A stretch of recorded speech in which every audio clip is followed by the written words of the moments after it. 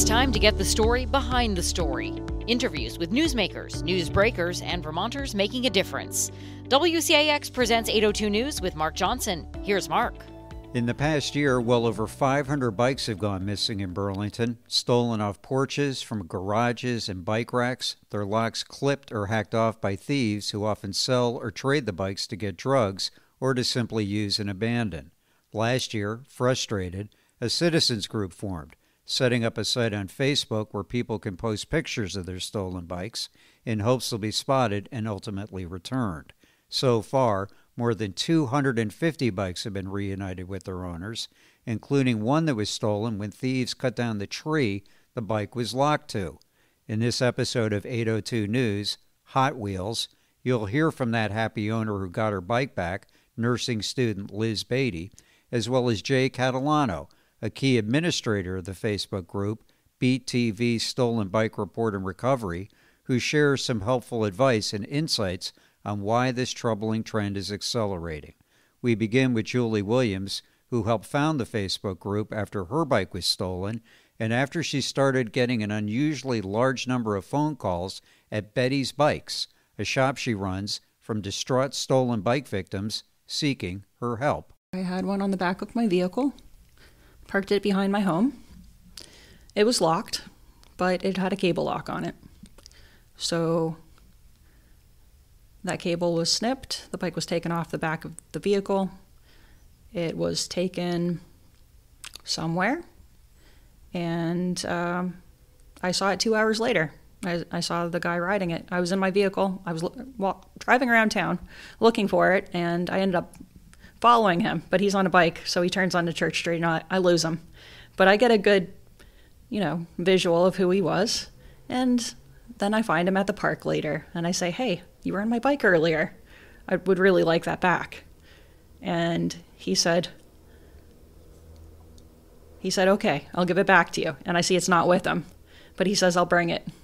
And then I see him the next day, and then I say, "Hey, you got my bike?" And he said, "No." "What bike? You're crazy." So, and then I do see it a couple weeks later, and there's a college kid riding it. And it's July 4th. The fireworks just went off. Everybody's in a crowd. He's across a fence. So there's no way I'm going to get to him. But I noticed that it's a college kid. He bought it for $25 down at the park. And that guy, just smug as ever, just sticking with the story. "What bike?" Did you get it back? No, I never saw it again. How did that make you feel? Well, violated. Kind of like the criminals are winning, in a way. It just made me feel not safe. I didn't like it at all. But it motivated me to do something, so I guess that was kind of a unintended consequence of something bad that happened. And I'm kind of known about town as being somebody who works with all levels of people, financially speaking, I guess, and maybe socially speaking. And I started getting phone calls at a rate that you would not believe, all of a sudden, asking about, "Please look out for my stolen bike." So essentially what was happening was all these bikes were going missing all at the same time, and these desperate people were calling every bike shop that they could, but probably especially mine, just due to the nature of my selling used bikes, fixing used bikes, and working with people of different economic backgrounds. Okay. So it was obvious to me that there was a problem, and I spoke with a few other people, community leaders around town, and we all decided that we needed to do something to help out other community members. And I couldn't just be looking for all the bikes that were missing. I couldn't be the only one. So we enlisted the rest of the community, and basically by starting a Facebook page. And within 2 months of it starting, 5% of the population of Burlington had joined it. It was that much of an issue last summer. And now it's gone up. The last I saw, it's about 3,400 people. That seems like a lot to me. It is a lot. Yeah. Yep. Yeah. And so, the stories, I don't know how you would describe sort of the frequency of bikes getting stolen, but every time I open up the page, there's another 2 or 3 that seem to be missing. Yep, it's a real hot button issue, hot topic right now. And what do you think is going on? Why do you think that this is happening? Well, I don't just think of why it's happening. I've witnessed why it's happening, and it's completely obvious to me that it has to do with the drug problem, the drug epidemic. There's a lot of people who are really suffering with addiction right now, and their morals are going by the wayside, unfortunately. These are a trade item. Yeah. They have some value. They could be easily sold to college kids, so we really have to have some outreach to them to make sure that they understand if a bike is too cheap, there's something wrong. Were you seeing these coming into your store? No, not really. Okay. No. Does that surprise? Maybe on the secondary market once in a while, but people kind of know that I'm tough on these things. I'm not going to, I'm going to run the numbers. I'm going to call the police station. I'm going to make sure that the bike is legitimate. And then also I don't buy in cash. I can do a consignment deal. So Okay. they would be leaving the bike with me and not receiving any cash anyways. So that's my policy. Do you have any sense? I saw some numbers at one point that there were a couple of hundred in what looked like a 3 or 4 month span. Do you have any sense of how many, from running your site, how many bikes seem to be going on, I don't know, I'd say an annual basis? How many bikes are stolen on an annual basis? Well, I would say that we're retrieving about half of them. So if we get 250 a year, there's probably 500 that went missing. That seems like a really high recovery rate. That's pretty good. Yeah, we're very proud of that number. And how do you explain that? How is that happening? Well, it's kind of the same people and or the same groups of people that travel to the same maybe 4 or 5 locations that are stealing them. So we know the hot spots and we go and we check them. And then is that something that you do with, I'm not sure I'd have the courage to do that. Do you do that with a little bit of trepidation? Oh, yeah, of course. I actually don't do any active recoveries anymore. I will if it happens to be in my path and it's something awfully convenient to, I see it unlocked and I know its owner and I have absolute proof, then sure, I'll make that recovery. But I'm not going out there doing anything dangerous, and I don't think anybody in my group really is. And so how would you describe, how are the bikes being recovered? I mean, how do you know when you see a bike that's sort of loose, as I would call it? How do you know that's a bike that is should be recovered? Yeah. So if it was reported stolen on our page, somebody has the receipt, they have the serial number, they have identifying features. These recoveries, they don't happen just because it's the same model bike, it's the same color. We're looking into what size it is, what accessories it has on it, and matching that serial number, absolutely.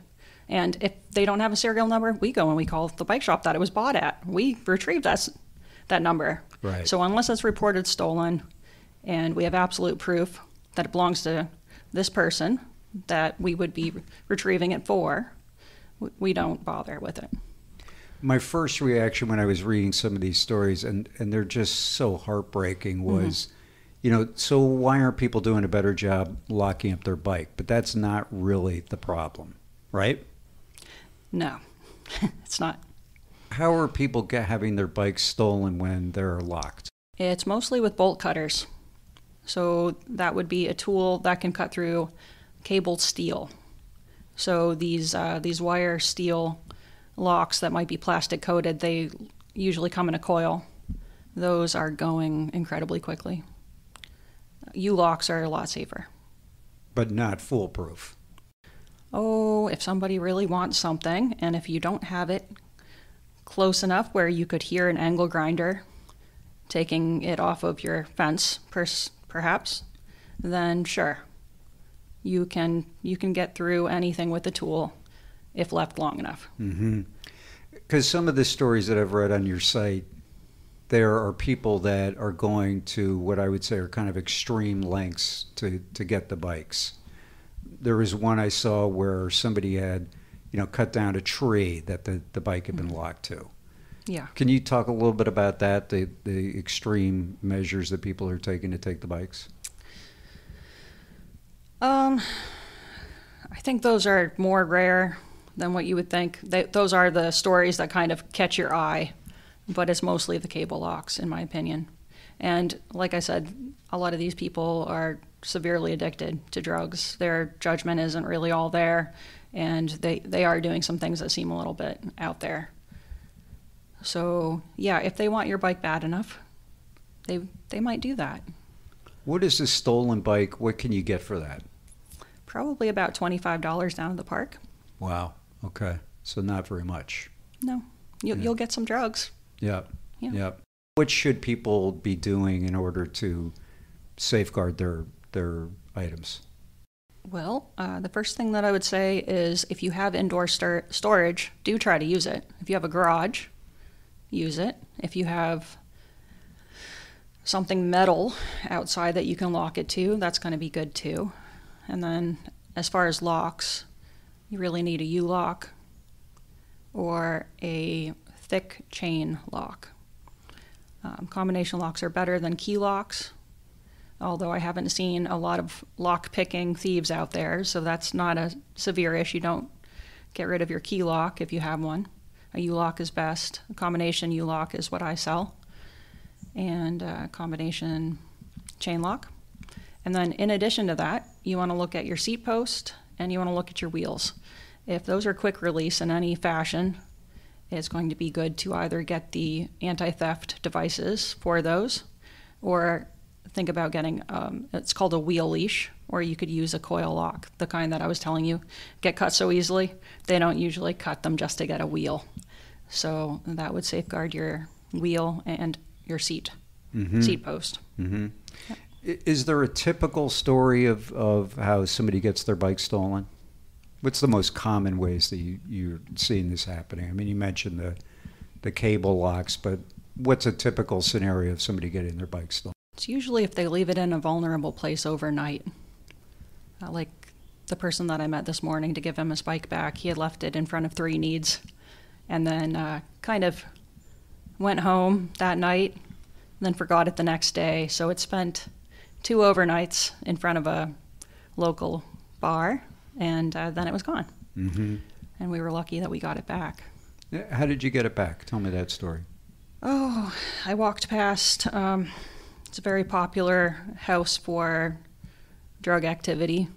It happens to have the highest call rate of the police in all of Burlington City.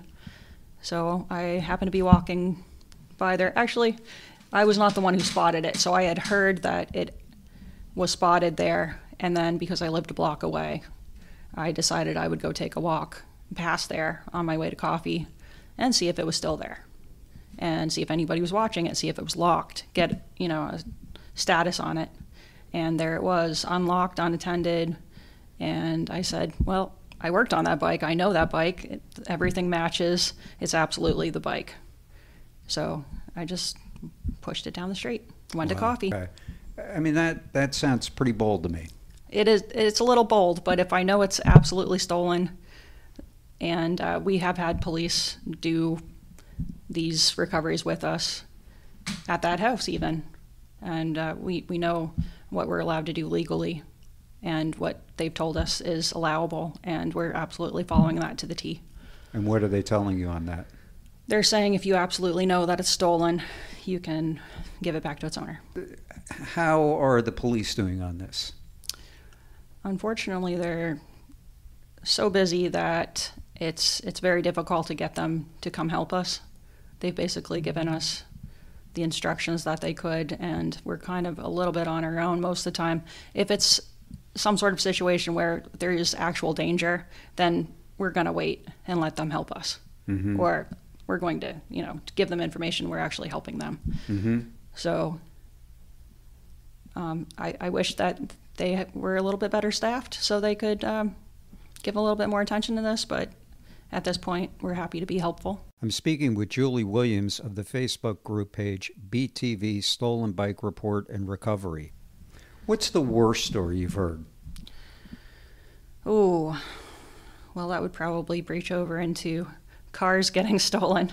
We've had cars stolen with bikes inside of them, and one was a handicap accessible bike, and it cost thousands of dollars to be built specifically for this gentleman, and we were really, really happy to be able to get that back for him. Mm-hmm. It wasn't attached to the car when we found it. Okay. And what was the recovery story on that?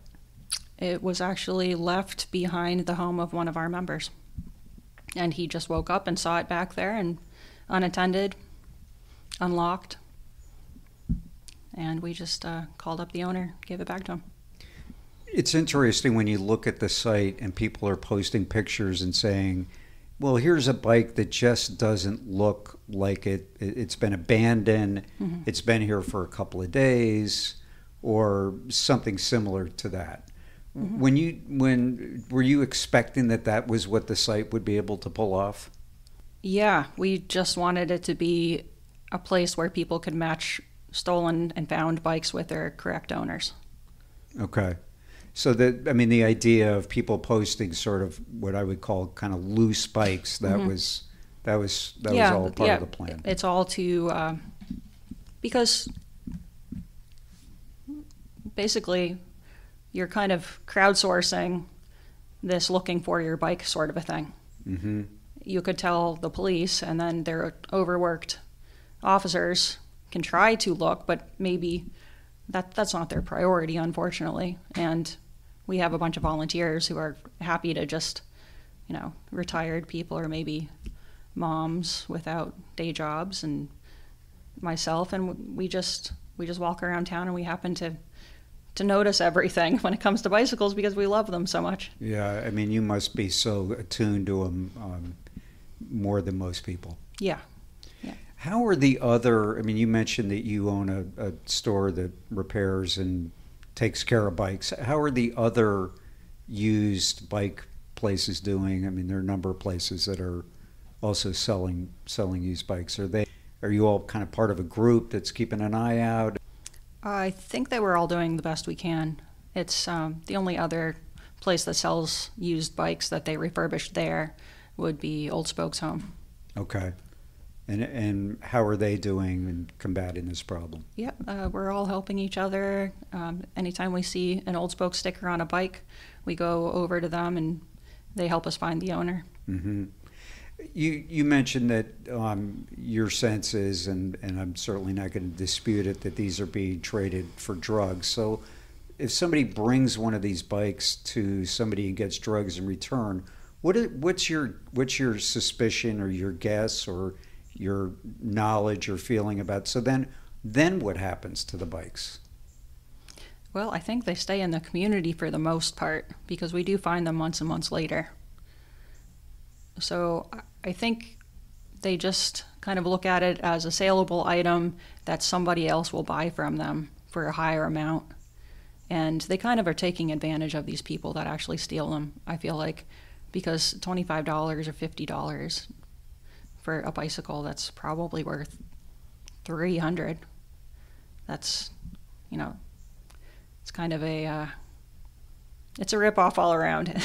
The person who lost the bike gets ripped off, the person who stole it gets ripped off, and then the drug dealer is the ultimate winner. There was a story, as we were talking about earlier, this story in the New York Times that talked about this issue, and I think it was called The Bike Thieves of Burlington, mm-hmm. that really tried to, or portrayed this problem as kind of, I don't know what you call it, the canary in the coal mine, tip of the iceberg. Yeah. What was your reaction to that story? Well, I agree with that. I did absolutely notice that the safety around me was in a steep decline, and I do feel like that was one of the first symptoms. And I wish that I could say it was getting better, but I do feel like it was kind of it was a foreshadowing of things to come, unfortunately, mm-hmm. and it continues. And I'm sure you saw it too. I mean, there was some pushback that people had saying that they felt that this problem was being blown out of proportion. How do you... Yeah, I really wish that it was. I feel like I wish that I could become ignorant again to what's going on around me, because it is so disheartening. And once you start seeing crime, that's all that you can see. So that's another reason why I kind of stepped back from doing active recoveries and being super involved with a group, because it absolutely does take an emotional toll on the people who participate. But no, it's unfortunately not an exaggeration. And do you feel the problem has gotten worse since then? Stayed the same? I feel like the drug epidemic has gotten worse. I feel like it was just beginning last summer, and I feel like it's in full swing right now. And more bikes. I mean, you follow the site more closely than I do. Mm-hmm. What would you say was an average in a week? How many bikes are being posted or reported stolen on your site? Oh, probably about 10 to 15. All right, so we're talking at least 2 a day. Yeah. Yeah. Any other advice that you have for people in terms of preventing this from happening? Well, I would say, be vigilant and watch your community. And if you feel uncomfortable in a situation, there might be a good reason why. Check your surroundings often, and don't be scared to ride your bike. Just take good care of it, and try to park it by a camera if you can. Try to bring it into a garage. Bring it into your garage and lock it anyways. That's even better advice. Take it into buildings with you. Go to coffee shops that have indoor bike racks. Use the good ones at colleges. Do what you can. Tell me about some of the people that you've been able to help recover their bikes. I mean, there must just be this great satisfaction you have, and there must be a great sense of relief. I mean, it's really disheartening to read these stories. I imagine it must feel so much of a violation to have your bike stolen. So talk about some of the people that you've helped recover bikes, what you feel some of the people that haven't been able to. What's the range of emotion here that we're talking about? Well, I would say when we recover a bike for somebody who really needs that bike, uses it for transportation, or perhaps they're disabled, or college kid, commuter, needs it for their job, doesn't have a vehicle. Those are all times that we feel like we really kind of nailed it. I would imagine that you have friends in other cities, other places that also are, you're a bike person. Is it worse here, same here? I feel like there's a lot of crime in a lot of different cities right now. I've heard of stores closing because of the shoplifting problem, and here's no different. And I'm not sure if it's the laws and I don't think it's enforcement. I feel like it's the laws actually just aren't there yet, where people can go into a store and steal up to $1,000 worth of goods without a penalty. And these stores have policies where you aren't to touch the person, and they can just walk out. And then we find these piles of stolen goods later on too, along with the stolen bikes. So we've become an all-around crime watch, in that we're seeing these drug deals, we're seeing the stolen goods, we're seeing stolen bikes, stolen cars. And it's turning into people coming into homes now too. So I don't mean to scare anybody, but this drug thing really needs to be taken care of. And enforcement, as far as the laws go, it would be really beneficial if there was something that would keep people from stealing cars over and over again, stealing bikes over and over again, or shoplifting in a frequent and pervasive manner, as we've seen. These are the same people doing the same crime over and over again. Any suggestions on that?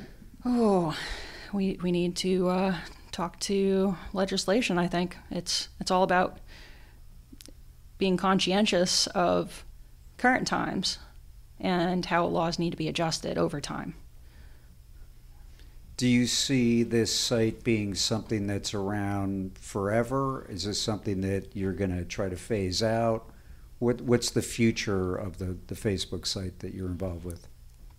Well, I think it ought to stick around until the crime doesn't exist anymore. I feel like our volunteers will rotate and new people will come in, and people who've done it for a year or so will go out, and I think there's always somebody who wants to help a neighbor.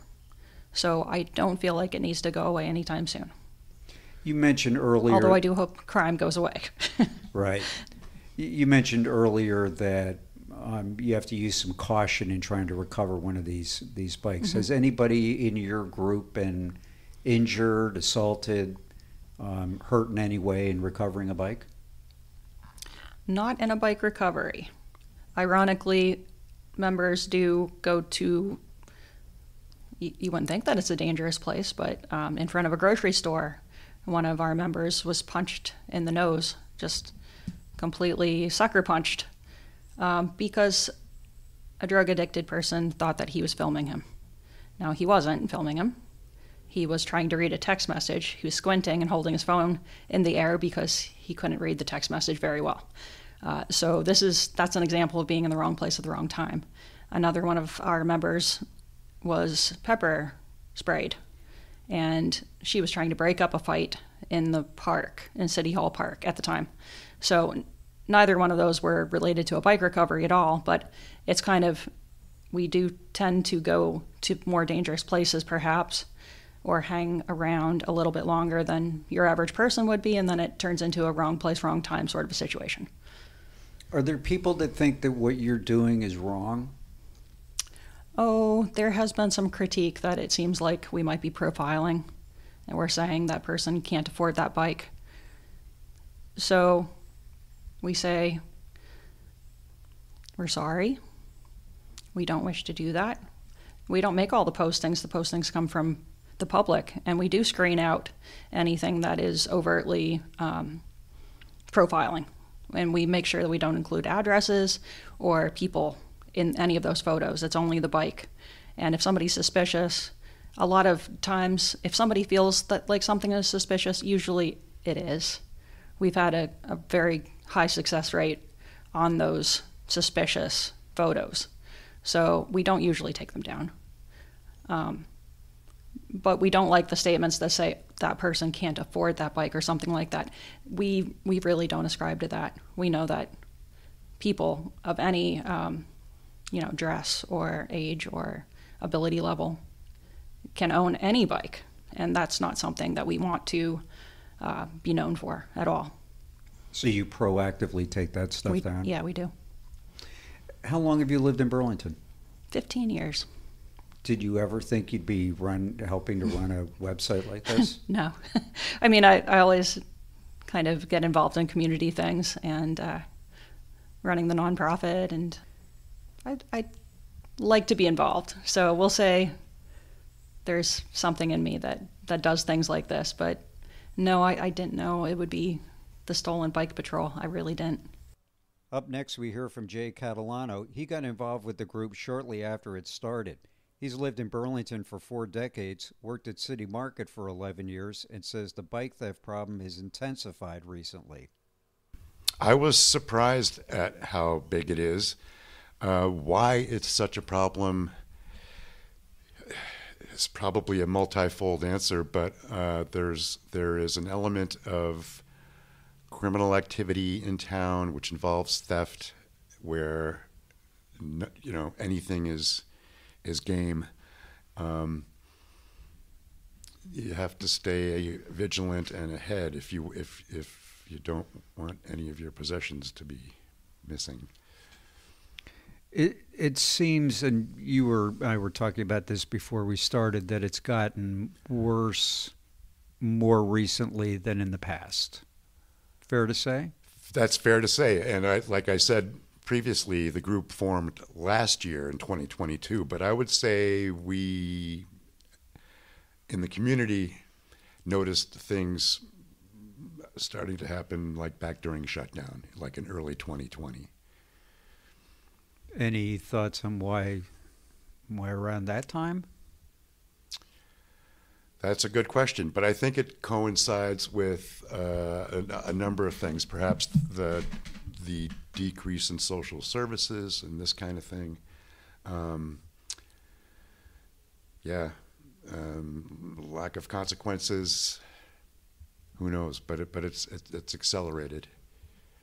Julie was pretty direct in feeling that it was connected with the opioid crisis. Do you see that connection too?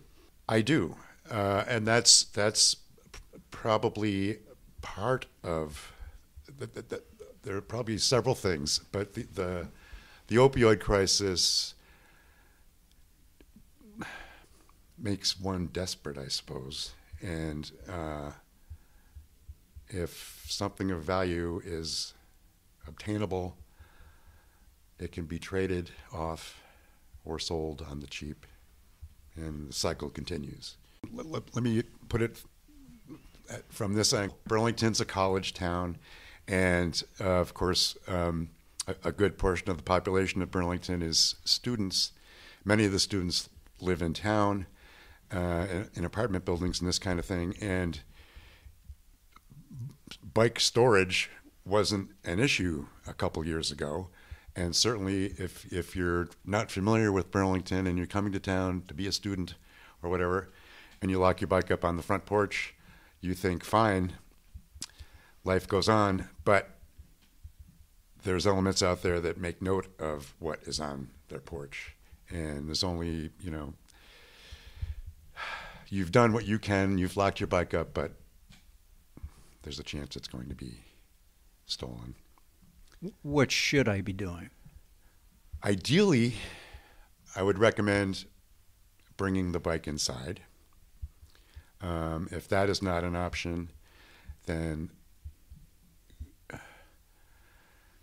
asking the landlord if there's some way they can provide a bike rack or something, because we see bikes being stolen from the porch railing because the railing can be broken.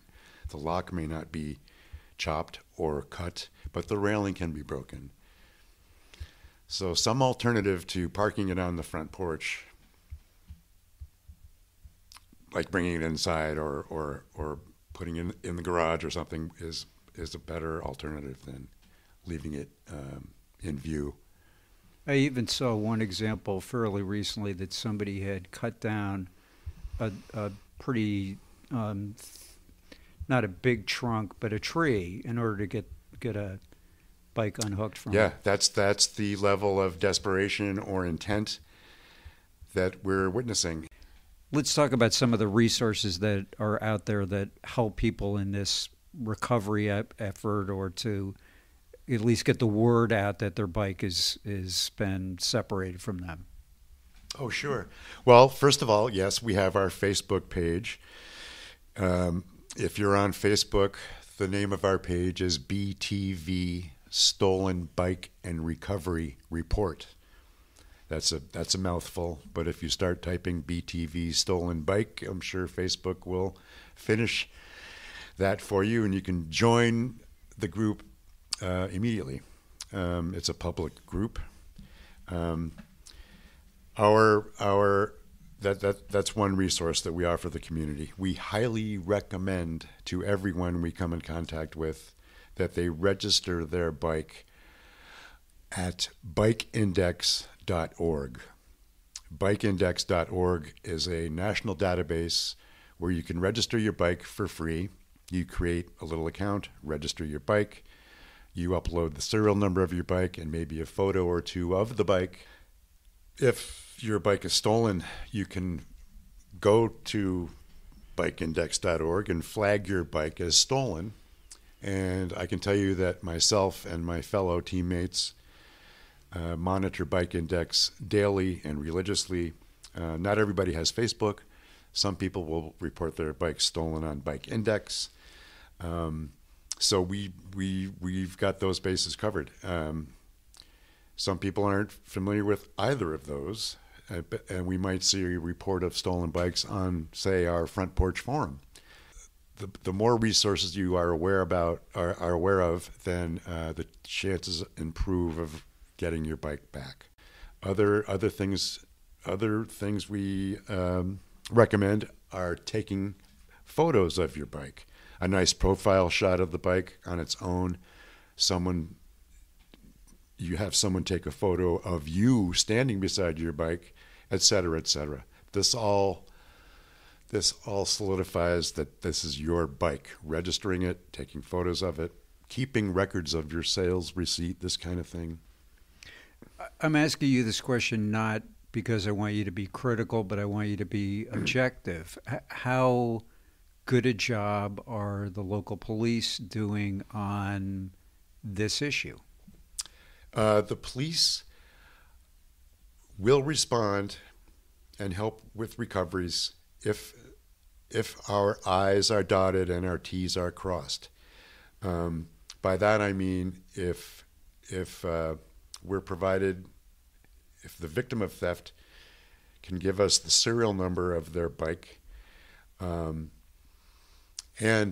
in addition, if the victim of theft has filed an online police report, chances are good that the police will help in the recovery of that bike. Filing an online police incident report is easy. You end up getting a number assigned to this police report. You hang on to that number. Again, if you're using Bike Index, you can and you want to flag your bike as being stolen, you can put that number on your Bike Index listing, and we will see it. We will have it in the moment that we need to ask for PD's help. Yeah, we have a report number. We have the serial number. That's the bike. We need help getting it. I'm here with Jay Catalano of BTV Stolen Bike Report and Recovery. You mentioned this woman who recovered her bike, but I'm wondering though, here she is following somebody over to City Market, knows that's her bike. Are the resources going to be there for her if she calls the Burlington Police Department to have somebody come down and help her in the time that she needs to have that happen? Yeah, that's a good question. I don't have an answer. If there's police within sight, you can flag them down. You can try to call them. But in this instance, it was unquestionably her bike. And fortunately, it worked out. Yes. What's it going to take to have this problem? It's never going to go away. What's it going to take for this problem to the curve goes down in a different direction than what it is right now? That's a good question. Again, getting the community involved, public awareness is going to have to increase. We're going to have to ask people to just keep their eyes open. Again, I don't know what's going to really change the trend. We hope it improves for the better. I think if this is talked about by leadership and it becomes really public knowledge, then we might see some positive change. And what would you, if they asked you, if they came to you and said, well, what should we do? You've been working on this for over a year. What suggestions would you make? Several. I would ask local media to give this some airtime, in a PSA type of format, to be aware that the crime rate in Burlington is nothing to,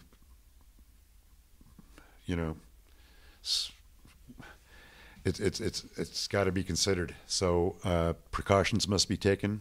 Lock your bikes securely. Store them if possible. What else? And leadership. should make this clear that Burlington's going to watch out for its citizens and has advice, to lock your bikes, this kind of thing. The group, my fellow admins and I have approached University of Vermont to make sure, or Champlain College, to get the word out that their students might want to register their bikes on Bike Index or to lock them securely. Hopefully the campuses have good bike storage facilities, this kind of thing.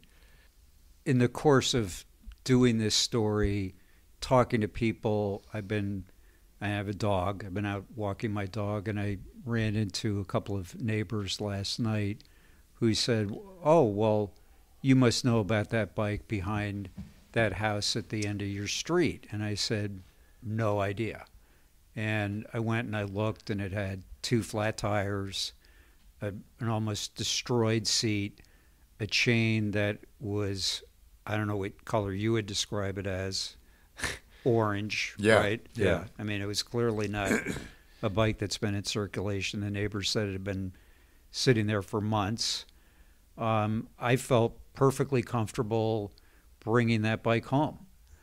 And, well, first of all, was that the right thing to do? Yeah, that's one of the things you can do. First of all, if you see a bike in your backyard and you don't know what it's doing there, you could take a photo of it. You could post it to our Facebook group and say, does anybody recognize this bike?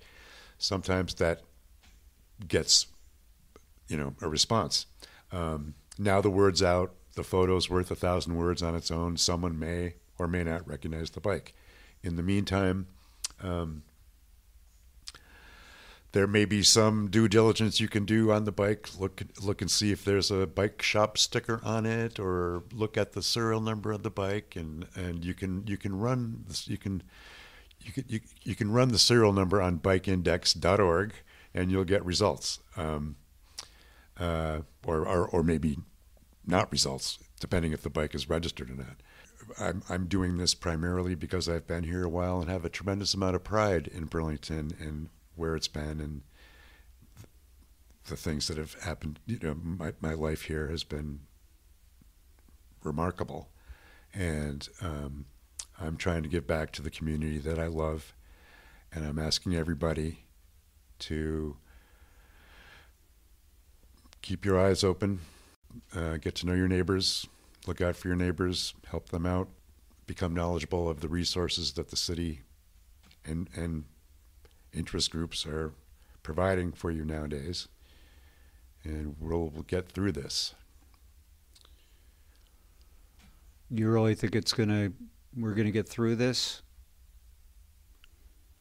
I have to be optimistic. I have to believe that this trend is going to go away. But it's going to take the community.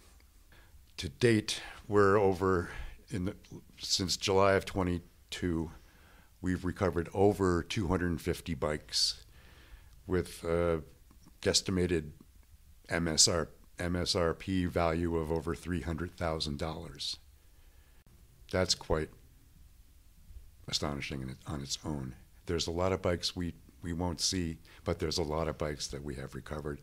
And I can tell you that there's really nothing quite like handing a bike back over to its owner. Are you surprised that these bikes are staying locally? I think, let me say this first, I think some leave the area. There's no question about that. Some, a small percentage. But most of them stay in the area, and you see them when you least expect to. Turn the corner and, oh, there's the bike that was just reported the other day. On the one hand, I look at this page and I think to myself, this is so remarkable. The positive is that you've got a real community response, where you've got almost this web of people that are on the lookout. There's this place, this resource where you can post your stolen bike. And then, I sort of flip the page and then I say to myself, wow, it's really sad that this organization has to even exist. And I get a little concerned and a little worried, too, looking at it. Understood. Mentioning our statistics on recovery rate and that kind of thing is one thing to talk about, but indeed, I concur. We all wish this was not happening.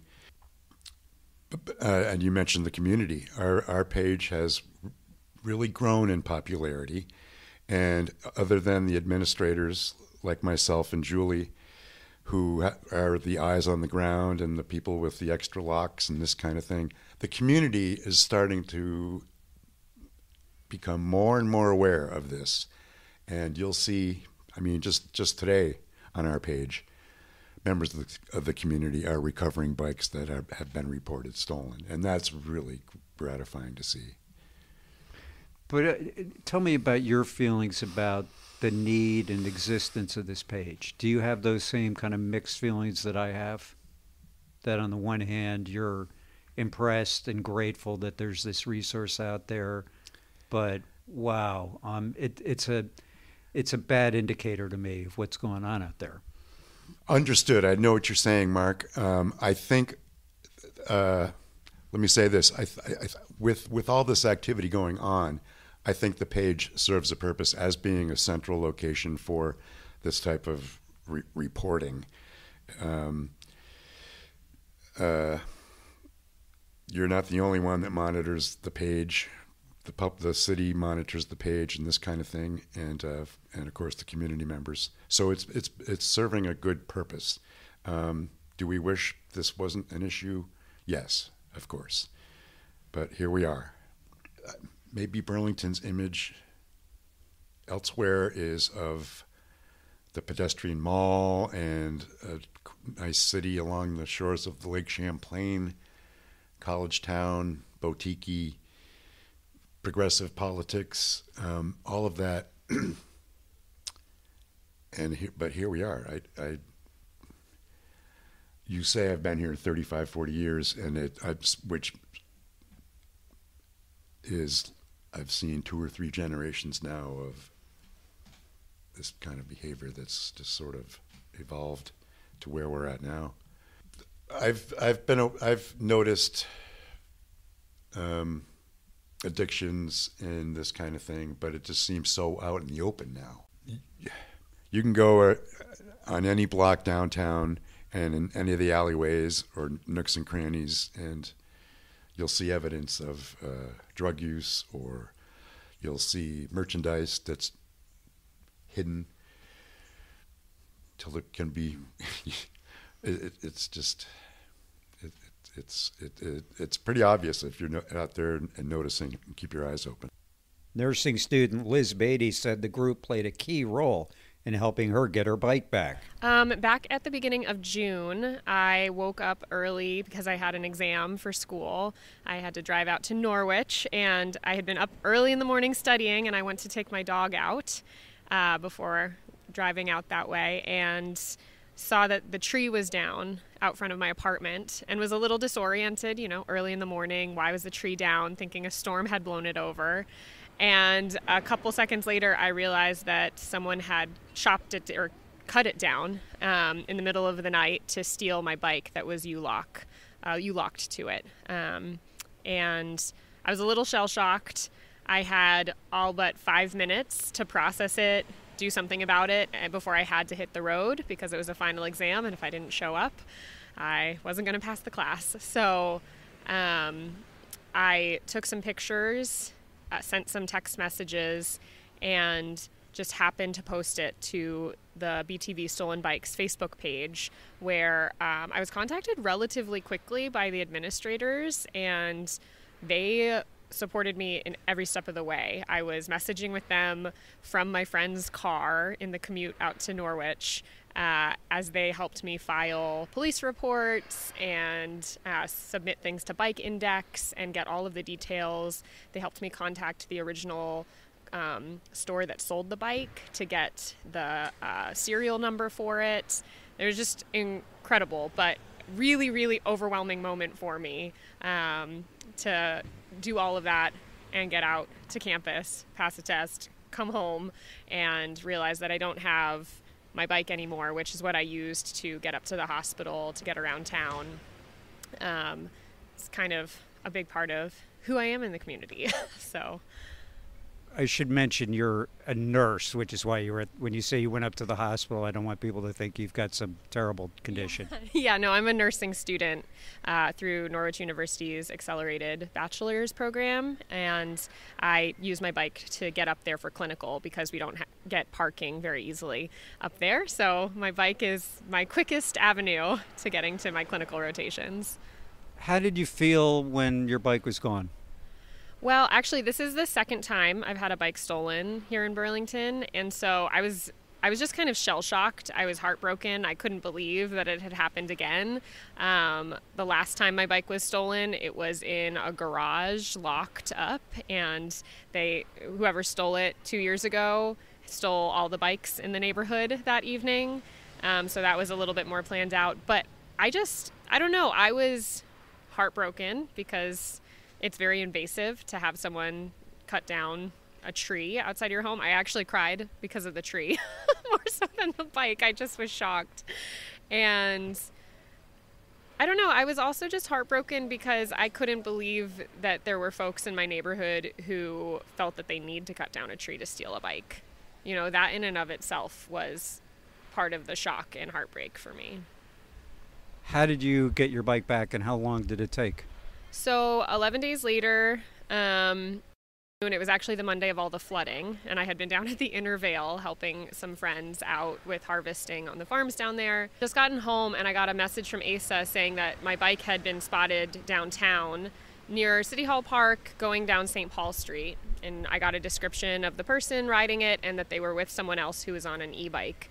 So I ran down the stairs, had like my big bog boots on, and my roommate had just gotten home and parked in the driveway. And so I said, "Hey Sam, we gotta go," or "I gotta go, I need you to move your car." And she said, "Just jump in, let's go." So we drove into town and we went down St. Paul Street. I was getting some updates as we went, and I couldn't find the person on my bike, but I saw someone on an e-scooter outside of a business down on St. Paul Street. And I walked around the neighborhood. My roommate was going in and out of places trying to figure out if we could identify where my bike was.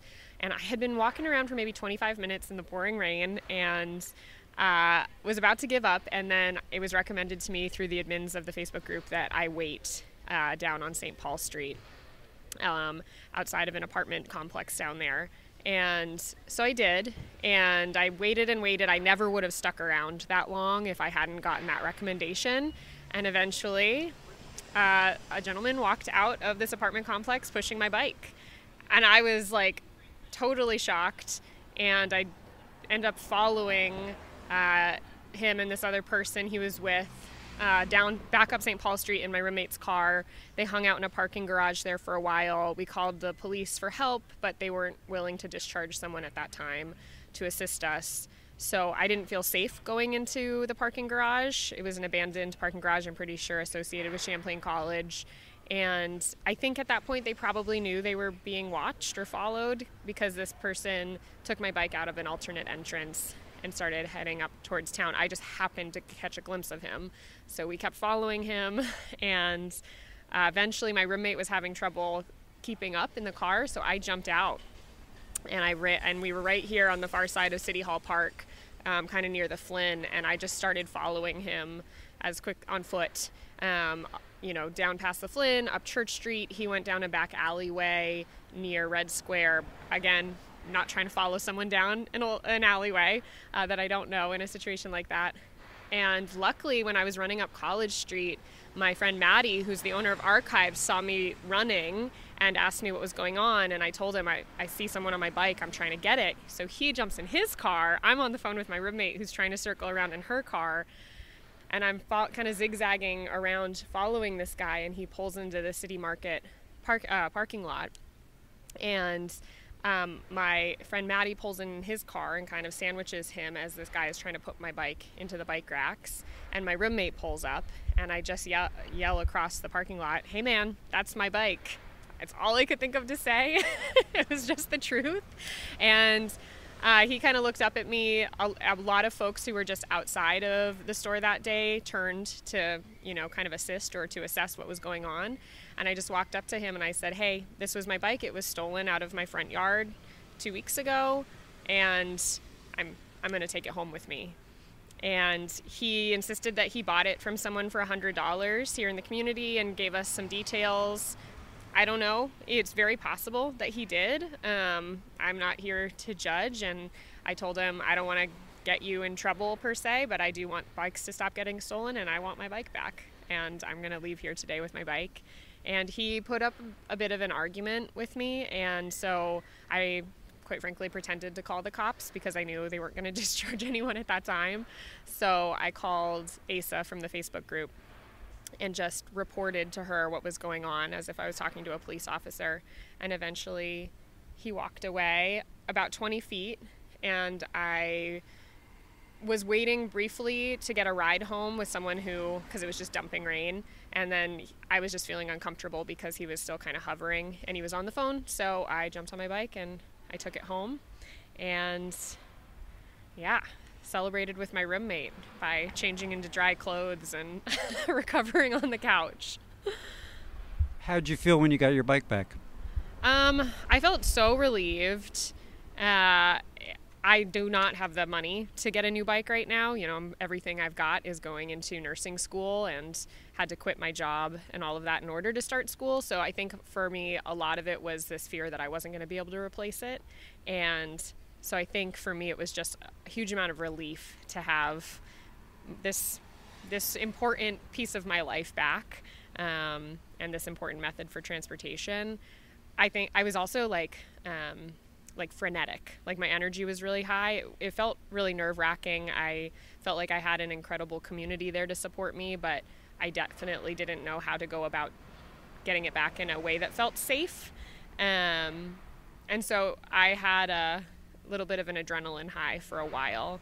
And I don't necessarily know if I recommend to everyone that they get their bike back by approaching some stranger who you've been following for an hour, but it's how I got my bike back. And I don't know. I just feel like we have such a bizarre dynamic going on in the city right now with all the bikes being stolen. I don't know what the root of it is. It feels like neighbors are pitted against neighbors in a big way. And I don't know. I had so many mixed emotions: immense relief, excitement, and also a lot of anxiety and overwhelm based on how I had to go about getting it back. You mentioned that you got a lot of help from the people at the site. Yeah. Oh my gosh. Jay and Asa in particular, but they had folks around town, like scouts, I guess. And, we all, I still try to keep up with it when I can, but when you see a bike that is either abandoned or one that you recognize from someone posting on the site, you report it to the Facebook group or to the administrators, and they help kind of relay the information. It must be like a full-time job. I have no idea how they have the time and energy for it, but I'm just so grateful for them, so impressed. It's like a great example to me of how a community looks out for each other in a really organized and disciplined way.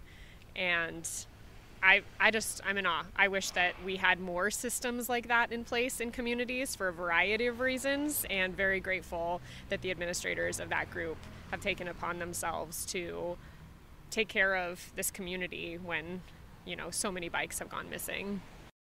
I was a little concerned listening to your story that it sounded as though you used good judgment, not going into a parking garage, for example, not going down that alley where Red Square is, but I still felt nervous listening to you. Did you show good judgment? I hope so. I was lucky that I had my roommate there to temp check my judgment every step of the way. I was very uncomfortable and very nervous, and I think an important part of this story that I know gets controversial is that I did follow the recommendation from the police report I received, or that I filed, and then I received an update saying, if you see your bike, make sure to call the police and have them assist you. And so that's what my roommate and I did that afternoon. We were told, we were outside of the parking garage at that moment, and we were told that they didn't have anyone to discharge. We really pushed back, seeing if there was just anyone from the community who could come and just assist us so that, power in numbers. It felt like a very unsafe situation. I think in that moment, I could tell based on behavior that there were things going on in the parking garage that were making it even more unsafe for a stranger to approach them. And we were told by the police that their recommendation was for us to just go into the parking garage and retrieve my bike because it was my property and I had a right to it. And while that's surely true, I had a right to it, there was no way that I was going to walk in to an abandoned parking garage and approach two people who had been clearly irritated and agitated and were, partaking in activities that felt like it was going to further cause a dangerous situation for me, and approach them to take my stolen property back. That's just an absurd concept. And as someone who works at the hospital, we don't need any more crises in this community. We don't need any more hospitalizations. And if the police really didn't have anyone to discharge, then they didn't need a situation to respond to.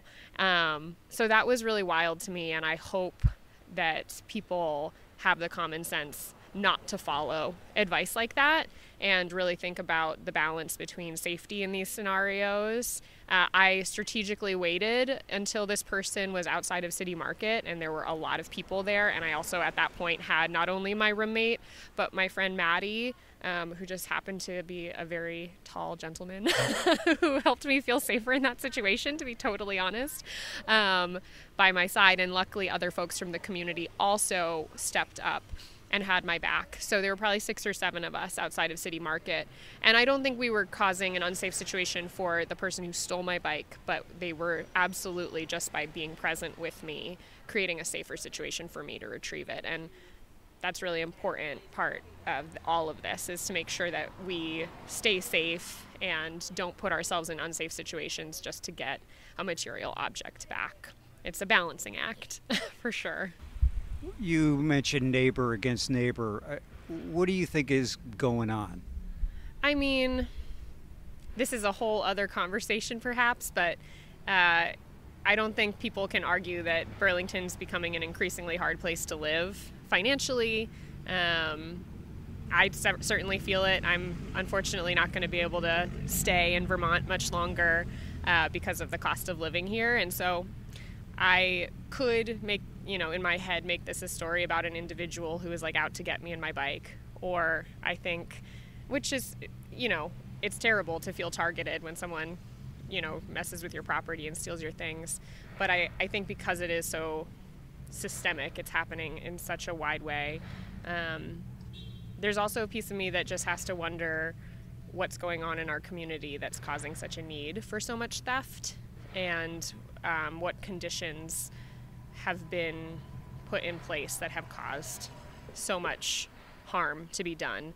And, I see folks every single day who I know are struggling, and I'm not here to judge them individually because I think it's part of a bigger systemic problem. And so that's what I mean by neighbor versus neighbor. These folks who are struggling to make ends meet are going to try to find ways to survive, and unfortunately in my case, that was someone stealing my bike. What kind of bike did you have? I have a Surly Ogre that was used. I bought off of a friend, and it's got good gravel tires. I love it. It gets me all around town. And it's actually really interesting. Whoever stole it made some changes to it, so it feels a little different. I would love to get it worked on at some point, but I've been trying to get it back to its old way. Yeah. What's the status of the tree? The tree is still down. There was a request to the city to replace it. I think we might just replace it. And yeah, right now there's a beautiful sunflower that has grown up in its place. So for at least for the rest of the season, we'll take that. That wraps it up for this edition of 802 News. I'm Mark Johnson. Thanks for listening.